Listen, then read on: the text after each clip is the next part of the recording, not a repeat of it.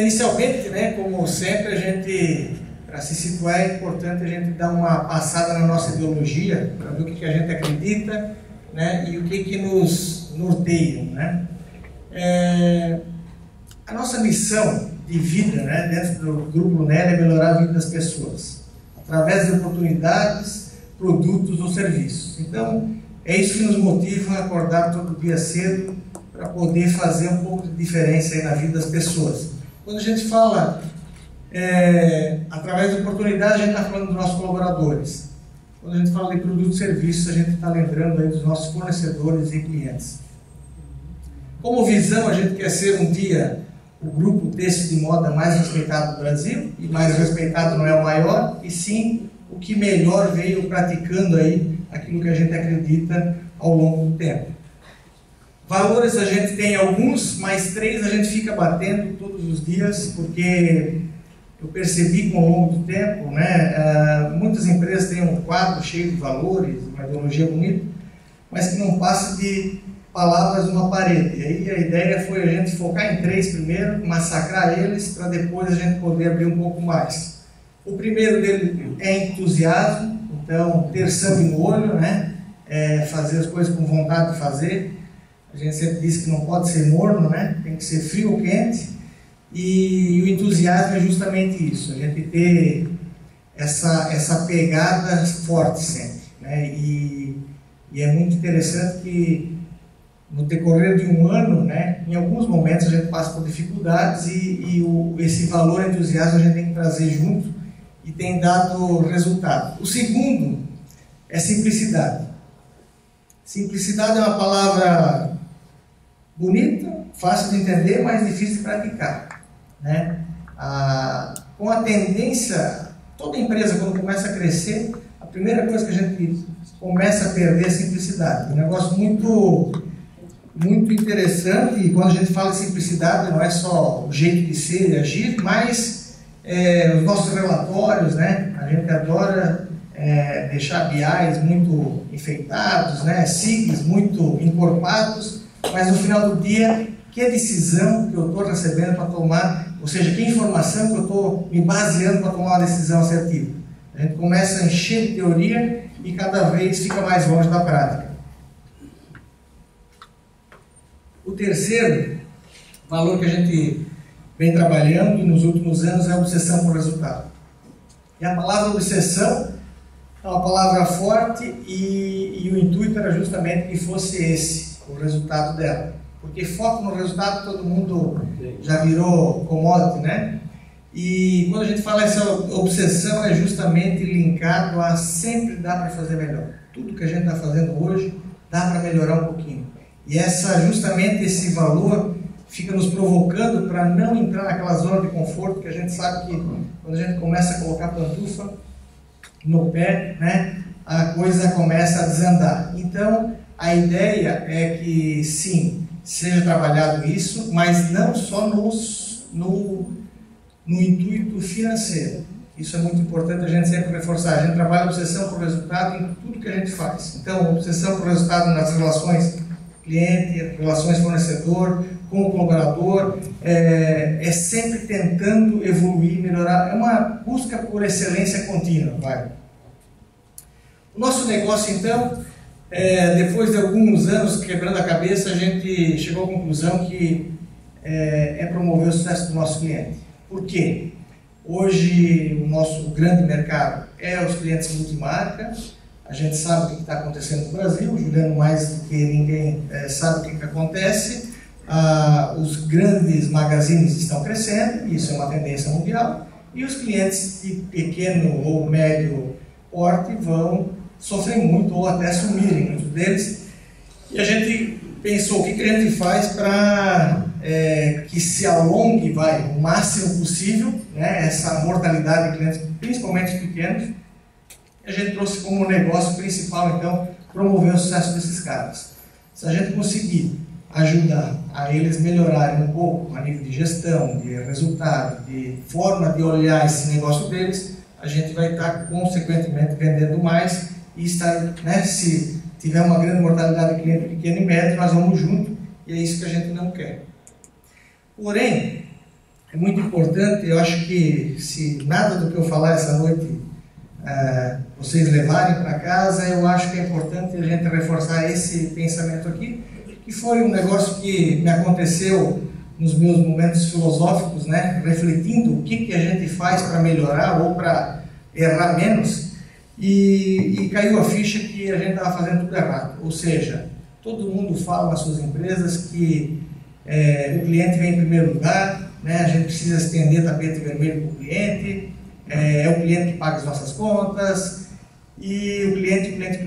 E de repente eu me dei por conta que a gente estava indo pelo caminho errado, porque não adianta nada eu prometer um monte de coisa para um cliente numa visita, se o meu coordenador de turno não estiver cumprimentando os operadores das máquinas. Que é o que acontece normalmente, a gente vai lá e foca 100% no cliente, esquece das pessoas, e essas pessoas é que estão fazendo produto para atender esse cliente. Então vai lá o presidente, fala um monte de mentira que depois não acontece, porque ao longo do processo, ou por qualidade, ou por atraso e entrega, a gente acaba não cumprindo aquilo que a gente promete. E a partir desse momento a gente começou a fazer um trabalho um pouco diferente, eu acho, que foi justamente ir treinando os nossos líderes para esse ponto de vista. Ou seja, a gente precisa cuidar do colaborador. Hoje a gente tem um projeto que se chama Conheça a Nossa Casa, onde a gente traz clientes para conhecer a empresa, passam aí 2 dias conosco, e eu sempre falo nas aberturas que com muito prazer hoje eles não são os mais importantes para nós, né? Primeiro vem os nossos colaboradores e depois, por consequência, vem eles. E não tenho levado pedrada por esse motivo, graças a Deus está andando bem. Um dos passos que a gente foi dando nesse sentido foi a moda com significado, principalmente depois que começaram a explorar alguns escândalos aí com as grandes magazines, com produção escrava, mão de obra escrava. A gente tem hoje uma concorrência muito desleal, né? A indústria têxtil ainda é um mercado muito informal no Brasil, né? Tem muitas indústrias têxteis pequenas que sonegam, e isso tudo vai acabando, chega lá no mesmo ponto de venda que é o nosso. E aí a gente começou a fazer um trabalho justamente linkando esse colaborador para ter um pouco mais de sentido, porque como que tu faz uma costureira ou um operador de máquina entender que sim, ela é muito importante no processo e sim, ela faz a diferença, né? Então, o que a gente quer ir quebrando com o tempo, e isso é um processo, né? E tomara que demore bastante tempo para o PT voltar ao poder, porque ele conseguiu ainda deixar muito clara essa divisão entre o trabalho, né, e o capital. E começou a colocar, muito interessante nas empresas, a gente escuta muito, né, na Rádio Peão, né, aquela coisa, os homens lá de cima, né, ou nós aqui se ferrando e eles lá no ar-condicionado. Então, como fazer para ir quebrando isso e fazer com que de fato eles entendam a importância que eles têm, porque no final do dia quem faz são eles, não nós, né? E a gente veio trabalhando esse projeto Moda com Significado, que na verdade é mais do que um projeto, ele veio para ficar. E a gente começa então a fazer com que as peças falem também para os clientes, e por trás daquela peça tem um colaborador feliz, motivado, sendo reconhecido, e a gente vem nesse processo já para 2 anos, e tem sido muito interessante o resultado. Fora um detalhe que aconteceu numa cliente lá do norte na semana passada, que esses tags são aleatórios, ou seja, cada peça pode ter um colaborador diferente, e aí a pessoa não queria, porque tinha numa marca que é masculina, H33, tinha tags lá de uma mulher falando, né, que ela trabalhava feliz da vida, e a mulher fez uma reclamação dizendo que, poxa, não manda mais essas peças com tag de mulher na peça masculina, porque isso aqui vai me estragar as vendas. Ou seja, ela nem leu o tag, não entendeu o significado. Então tem disso também. E aquilo me deixou até um pouco desanimado, mas na verdade foi um caso isolado, né? Mas é para ver que é um processo e como tem dificuldade. Então tem coisa que vai demorar 3, 5 anos para o pessoal começar a compreender também o significado. Tem um vídeo aqui da Sônia.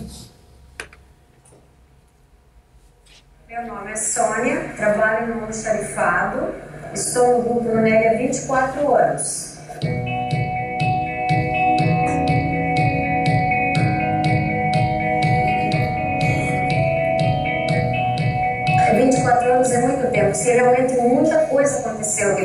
sabe?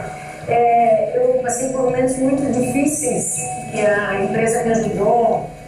Eu tive meus filhos trabalhando aqui. E é um período difícil, de se adaptar, de levar o filho para a creche. Eu sempre quis dar o meu melhor, sempre quis fazer assim com muito amor, sempre trabalhei com amor, na verdade. Assim, não é aquilo de tu acordar e pensar, puxa vida, eu tenho que ir lá trabalhar, né? Eu tenho que ir lá reclamar, não. É acordar e pensar, eu estou indo para aquele lugar que eu gosto, que eu me identifico, que eu me sinto bem, que é uma segunda família para mim, entende? As pessoas que te valorizam, que te cumprimentam, que não te ignoram, sabe? Então isso para mim é muito importante.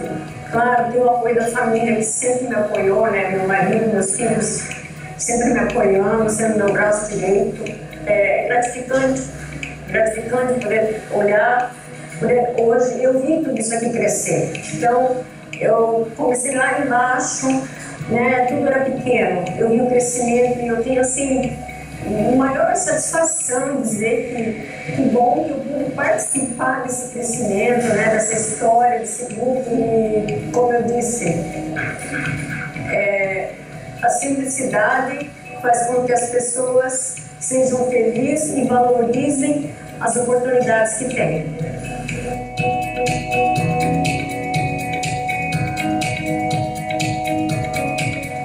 Parabéns, Grupo Lunelli, pelos nossos 35 anos.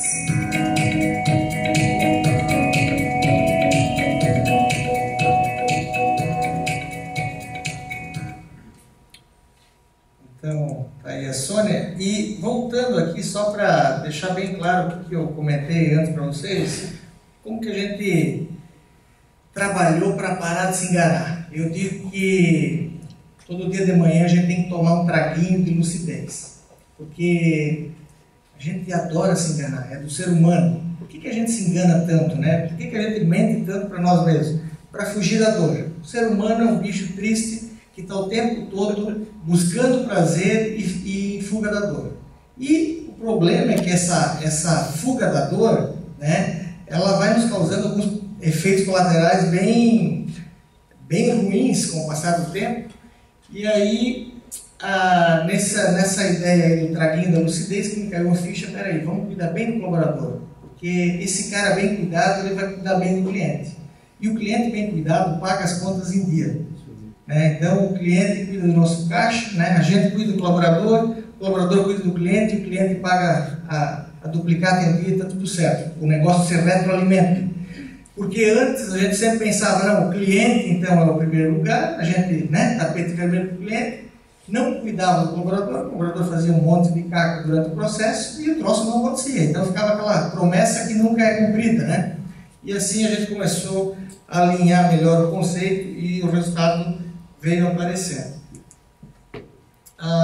Aqui é bacana esse vídeo porque vai dar um overview aí do grupo e aí a gente depois comenta alguma coisinha em paralelo.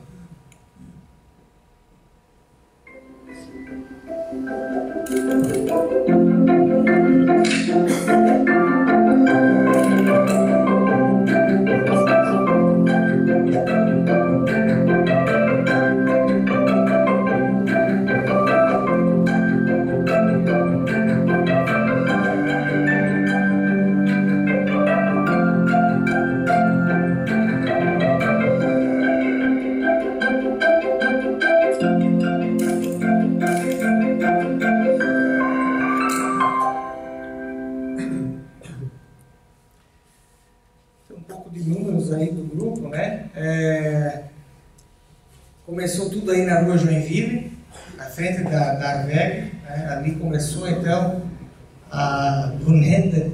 Aqui, deixa eu ver onde que é o laser aqui. Esse cara aqui na frente tem aqui açougue e aqui malhas, fraldas e toalhas. Então esse cara aqui na frente é o Antídio. Falando um pouquinho a história verdadeira, como ela foi, o Antídio com 18 anos engravidou a Beatriz com 17. Eles estudavam em São Luís, né? Tá bom, engravidou ela. Aí ele pensou, bom, eu vou levar a Lemoa para morar lá na casa dos meus pais, né? Meus pais são de Corufá. E aí quando foi conversar com a sogra, né, com a Adelaide, e a Adelaide já trabalhava na Marisol, sempre família Dorcos, então família tradicional de Jaraguá. Aí ela olhou para ele e disse: o quê? Minha filha morar no meio daquele mato? Nunca! Então foi o primeiro baque dele, que ele estava planejando para levar ela lá para o meio do mato, não conseguiu, ele teve que vir para a cidade. Só que fazer o quê? Né? Sendo que filho de agricultor, não entendia muita coisa além de mexer com gado, né? Meu pai tinha plantações, criava gado, vendia queijo aqui para o Braga. E aí ele pensou: peraí, o pai tem o fornecimento da matéria-prima, que é a carne, eu vou montar um açougue, e aí eu vou tocar um negócio. A Beatriz, como já a mãe já tinha um viés mais da indústria têxtil, e aí ela pegou lá umas máquinas de costura, e começaram então vendendo malha, e toalha, e tudo que dava para tentar fazer as contas fecharem. Qual foi o problema que ele percebeu? Depois de um ano e pouco, quando o pessoal tinha dinheiro, comprava no Braga. Quando não tinha, comprava o dele fiado, a carne, na época da caderneta. Aí ele percebeu que o açougue não era um bom negócio, e aí ele vendeu todas as máquinas do frigorífico dele ali e comprou o primeiro tear, um tear usado, Maia, inclusive tinha um problema de cilindro, quebrava um monte de agulha, e depois, para colocar a agulha no tear, ele teve que emprestar dinheiro da metade da vizinhança lá dos meus pais, porque era, né, até hoje é em dólar, mas naquela época uma agulha era uma fortuna. Então começou sendo esse negócio bem tudo a ver, indústria têxtil, açougue, tudo, né, uma parede dividindo, assim foi o começo da Lunema. O teatro estava o teatro foi colocado aí? O teatro, sim, depois teve o teatro, 3 teatros vieram para cá, né? Aqui já é um negócio já maior, ó. Já tinha saído do açougue, o troço já estava com uma cara, ó, a fábrica, ó, tinha fábrica, posto de vendas, né? E essa aqui, então, essa foto aqui é nesse espaço aqui, que é bem na frente da Vega, a gente vê lá, até o imóvel hoje está parado, mas a gente vai dar um destino para ele já já. É de vocês? É. Aqui atrás, então, foi a primeira fábrica que ele construiu. E aí, na época, né, com muito pouco recurso, diz ele com muito orgulho que contava as pasadas de areia, a mistura do cimento, cal lá, o pedreiro não dá o nó nele, para a obra não sair do orçamento. Então, foi a primeira fábrica construída, que depois ficou pequena, e aí eles acabaram adquirindo lá em Guaramirim. Enquanto isso, nasceu a Lunela, em Corupá, 10 anos depois, que era malharia e tinturaria. Então, nesse prédio a gente tem hoje toda a área comercial e administrativa, né? Fica a parte logística também, a expedição, nesse prédio. E aqui a gente tem a vestuário em Guaramirim, que foi para quando eles saíram de lá, que estava pequeno, na Rua Joinville, então foram comprados esses galpões aqui, né? Que era um mundo de galpão. E depois, então, ela foi ampliando para trás, até que não teve mais espaço, a gente foi para esse prédio aqui, a uns 400 metros de distância. Essa unidade aqui é a unidade de Avaré, no interior de São Paulo. A gente adquiriu ela em 2009, principalmente porque a Les na época veio crescendo e era um problema produzir junto com o Lunense, que era outro jeito de produção, e a gente acabou adquirindo essa unidade lá em Avaré. Essa aqui é a planta de Maracanaú, que fica uma cidade de satélite de Fortaleza. Então a gente começou com um prédio alugado, depois era esse prédio aqui, a gente ampliou para cá, e agora a gente está falando da terceira etapa nesse gramado aí, que aí acabou, esse terreno não vai dar mais para utilizar. Aqui a gente está com 900 e poucas pessoas. Essa aqui é a unidade de Massaranduba, focada 100% hoje no jeans, então é uma unidade de corte de jeans.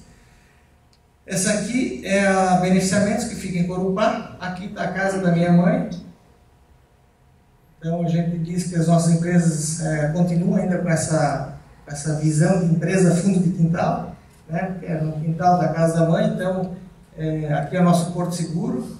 E a gente, começando a analisar um pouco sobre a indústria têxtil, na nossa região tem alguns exemplos de empresas que foram crescendo, né, muito perto da casa, e isso também é interessante, porque nos dá uma diferenciação aí a nível de trabalho e pessoas. Aqui em Nereu a gente então tem uma unidade que é uma estamparia, estampa rotativa, e aqui fica a parte comercial do negócio Malha Rolo, que é um outro negócio do grupo, né? E aqui fica a matéria-prima, que são os fios. 15 de agosto de 2015 a gente inaugurou a nossa primeira planta e primeiro passo no Paraguai. Foi uma experiência interessante, a gente acredita muito nesse país e vamos investir lá. Dia 15 de agosto foi escolhido de propósito, porque levei até minha mãe junto, era o aniversário dela, então já foi uma forma de fazer uma homenagem a ela. E a gente começou com 45 pessoas, hoje estamos com 75, devemos até o final do ano que vem estar com umas 200 lá. Compramos um terreno, 37 hectares, e vamos construir uma fábrica.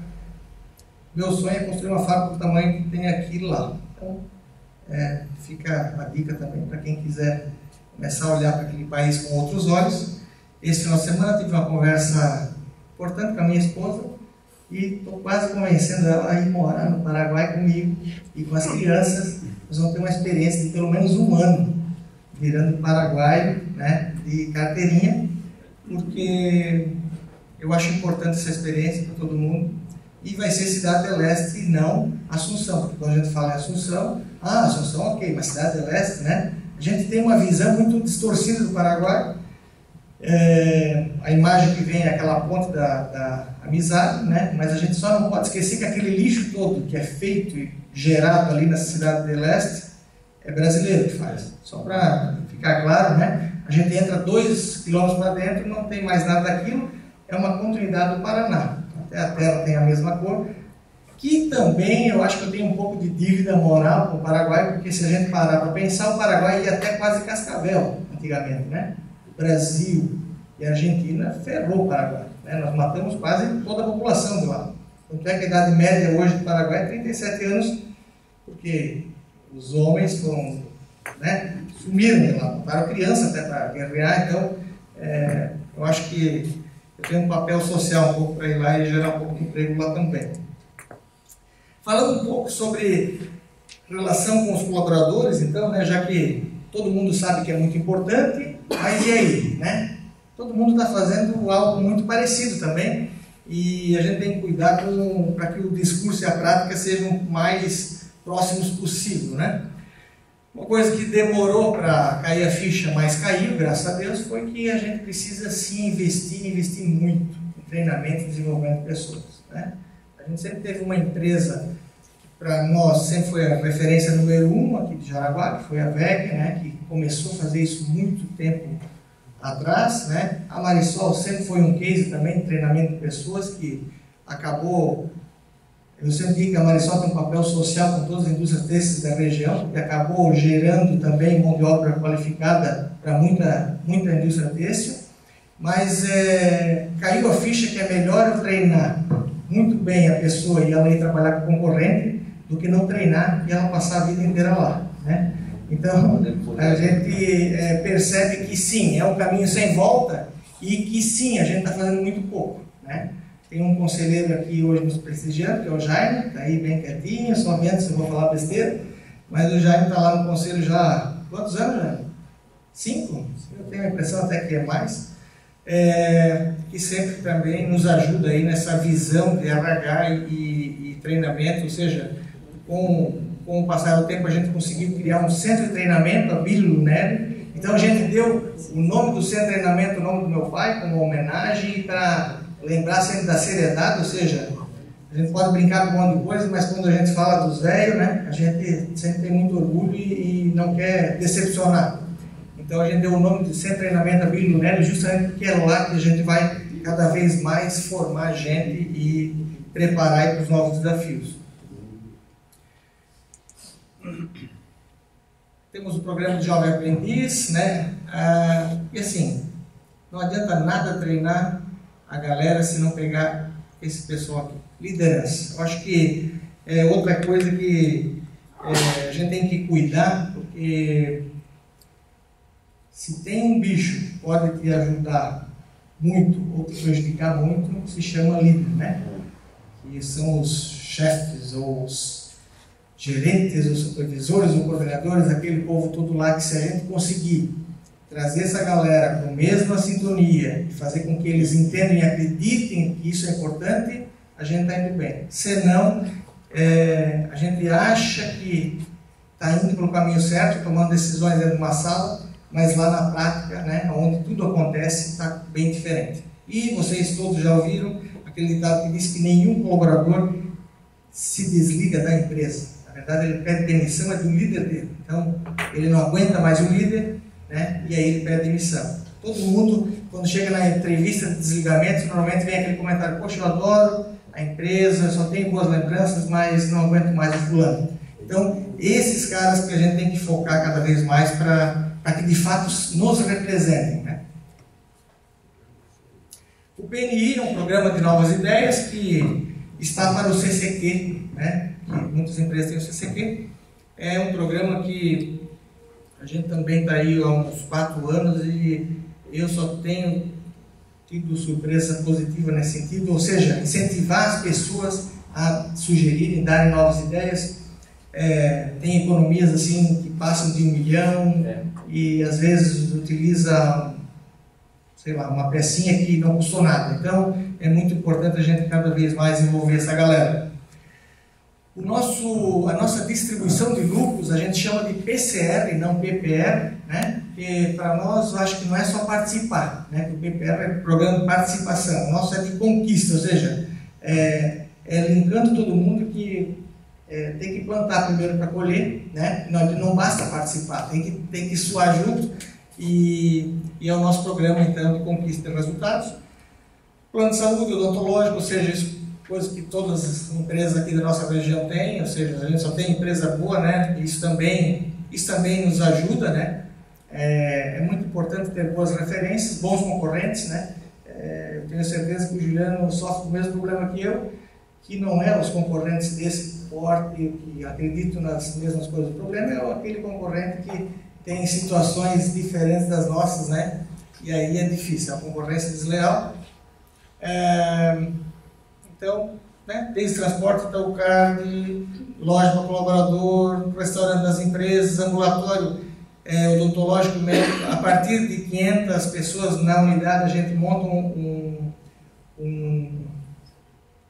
centro que tem o médico e o dentista dentro da empresa, com cadeira. Só a gente não faz tratamento de canal dentro da empresa, o resto a gente faz tudo ali.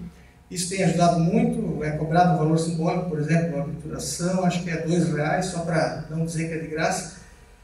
Isso foi em detrimento de um momento que eu comecei a ver o sorriso da galera, estava tudo meio, as gremalheiras, tudo meio ruim, e eu digo, poxa, quanto custa isso? Eu tenho um amigo que é dentista, a gente foi ver, tipo, ele entrava ainda com a cadeira e o custo seria muito baixo.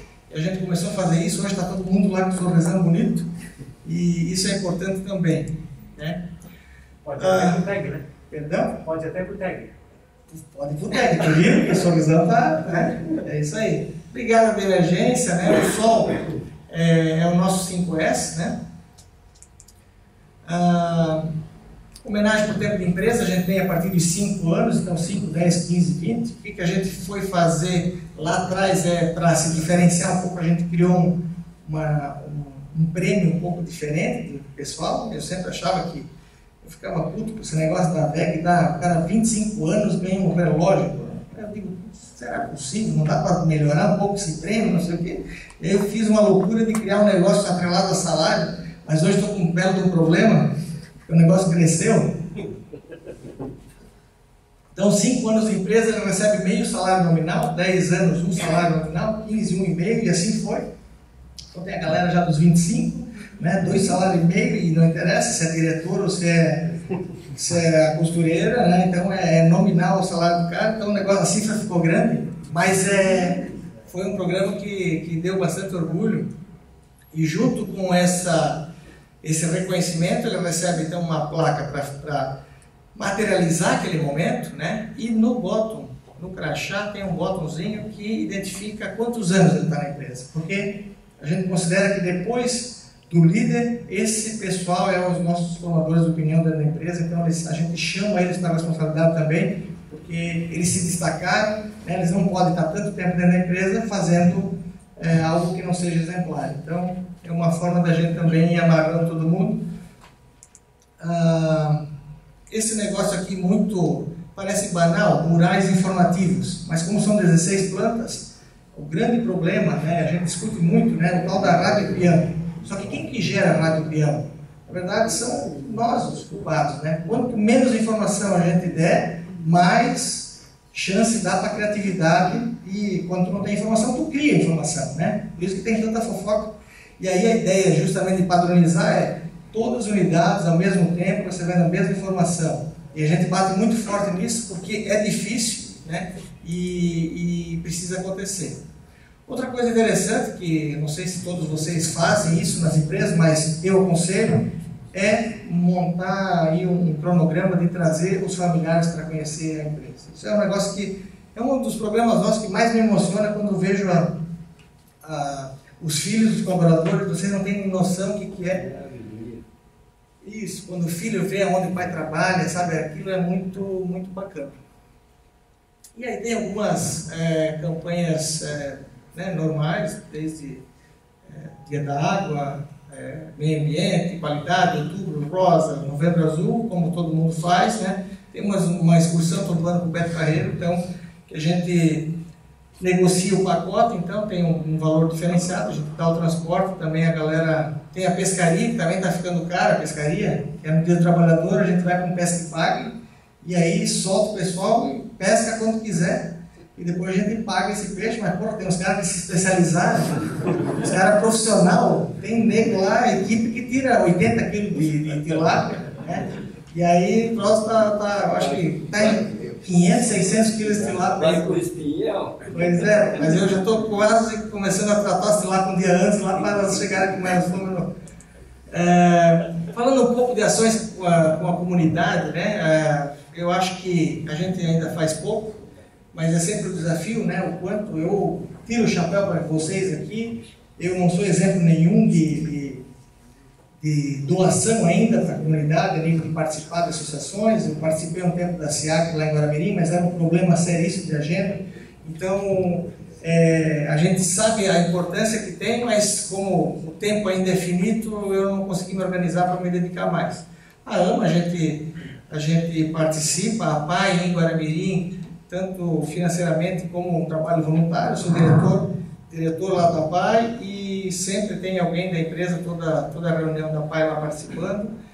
Corpo de Bombeiros, né, muitos daqui, projeto dentro da dança. Essa contribuição desse quarto andar aqui na ampliação do Hospital Jaraguá, para mim, ele é um símbolo, ele é um marco, porque a gente acabou decidindo fazer isso no momento que a gente não podia fazer, né? Eu estava assumindo uma dívida grande, e aí apareceu o seu Rodolfo e o seu Belin lá, né? E falando do projeto, que a conta não fechava, que precisava, e aí eu disse, né, não tinha um momento pior para eles virem, né? Mas a gente, graças a Deus, isso é um mergulho, porque a gente não podia, mas parece que quando também tu ajuda, né, a coisa volta. Então é um negócio que ficou marcado para mim.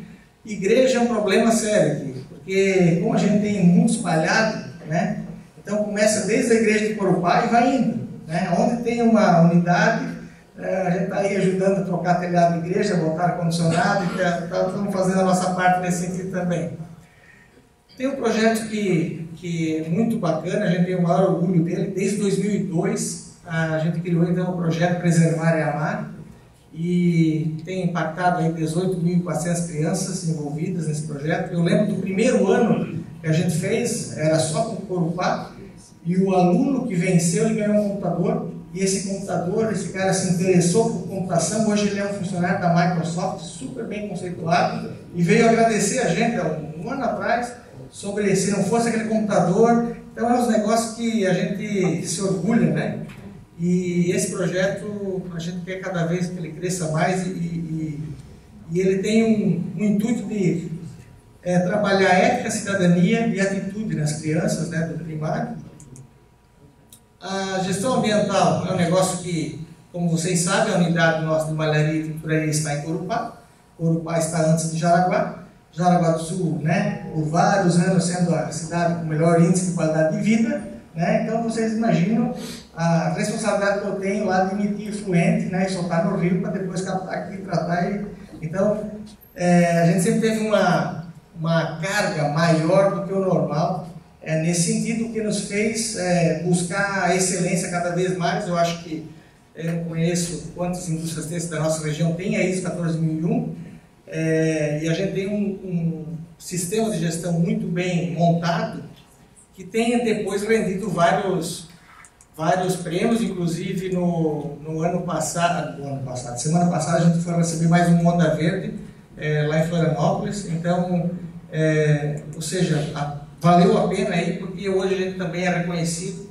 Falando um pouco das obras, que aqui é um negócio que é a cachaça do Antídio, cuidado, porque em Jaraguá ele vai querer fazer isso, se vocês deixarem, se ele escuta isso, ele me mata, mas ele adora dessorear os rios, ou seja, rio que ele começa a ver ilha, não sei o que, ele diz isso aqui, vai ficar pressionando, vai jogar essa água contra outro barranco, vai explorar, não sei o que. Então, essa tara dele começou nessa obra aqui, ó.